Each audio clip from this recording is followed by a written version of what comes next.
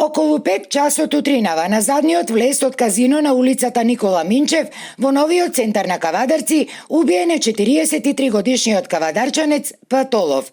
Според МВР, сега убиениот претходно физички бил нападнат од неколку лица, пошто тој паднал на земја и му била потребна помош. По пријавата за инцидентот, екипа од ОВР Кавадарци веднаш излегла на терен и го утврдила идентитетот на лицето, а кој е и покрај укажаната помош од итната медицинска служба во 5 часот и 15 минути сепак починало.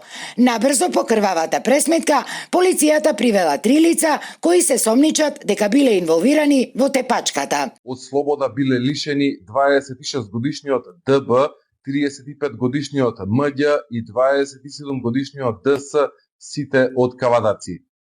Тие биле приведени и задржани во полициска станица. Според градоначалникот на Кавадарци Митко Јанчев, ова е четврто убиство или самоубиство во последните 4 месеци во градот, а поврзано со коцкањето, односно со казината, вклучително и на братоубиството кое се случи пред неполн месец.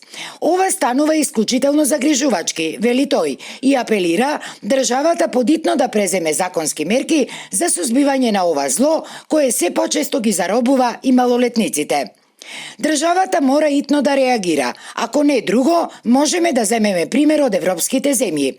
Најпрвин државата да стане собственик на 51% од казината, потоа да има регистрирање на секој играч според лична карта и матичен број, врз база на што пак ќе се добиваат талони или жетони за игра. И ако играчот потроши повеќе од 1/3 од просечната 3-месечна плата, да има забрана за играње во наредните 6 месеци. Така би се знаело кој колку е стар и со колкави средства располага, бидејќи од оваа зависност не страда само зависникот, туку и целото семејство тоне, децидене градоначалникот Јанчев.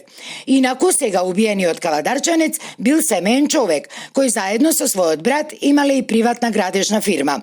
Неофицијално, според кавадарчани, во минатото тој имал проблеми и со наркозависност.